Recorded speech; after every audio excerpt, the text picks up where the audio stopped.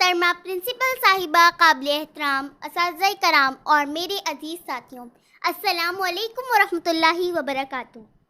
آج مجھے جس موضوع پر لب کشائی کرنے کا موقع ملا ہے وہ ہے میری پہچان پاکستان۔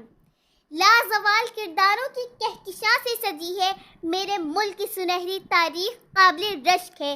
میرا وطن سر سید احمد خان کی فراست کا عکس ہے، قائد اعظم کی ذہانت کا کمال ہے۔ میرا وطن اقبال کے تصور کا جمال ہے۔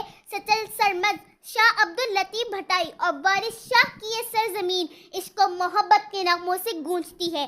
مسلمانوں کے لہو سے سیراب یہ سرزمین صرف عاشقان وطن جنم دیتی ہے۔ میری پہچان پاکستان، میرا ایمان پاکستان، میری ہے آن پاکستان، میرا سامان پاکستان، میری عزت اسی سے ہے، میرا عنوان پاکستان۔ غموں کی بھیڑ میں شان میرا گلزار پاکستان، اقبال کا تصور پاکستان، قائد کی جدوجہد پاکستان، فاطمہ جناح کا پیارا پاکستان، میری جان میرا پیارا پاکستان۔ جی ہاں، وہی پاکستان جس کے اصولوں کے لیے 100 نہیں، ہزاروں نہیں بلکہ لاکھوں لوگوں نے قربانیاں دیں۔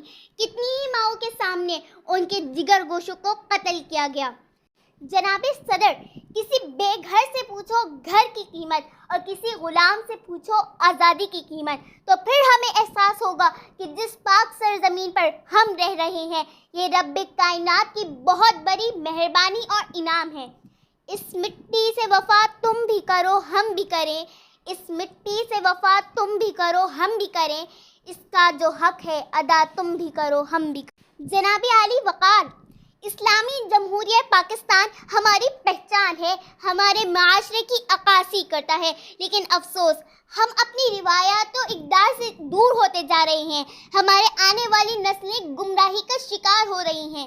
یورپ کی غلامی پر رضامند ہوا تو، یورپ کی غلامی پر رضامند ہوا تو، مجھ کو تو گلہ تجھ سے ہے یورپ سے نہیں۔ میری عزیز ساتھیوں، آئیں قدم سے قدم ملا کر قرآن و سنت کی نشر کو اپنا کر آسمان کی بلندیوں کو پرواز کریں، تمام مسائل مل کر حل کرنے کی کوشش کریں۔ اور میں اپنی تقریر کا اختتام اس دعا سے کرنا چاہوں گی: خدا کرے میری عرض پاک پر اترے، خدا کرے میری عرض پاک پر اترے وہ فصل گل جسے اندیشہ زوال نہ ہو۔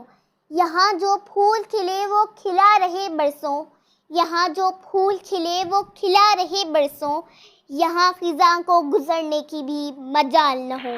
شکریہ۔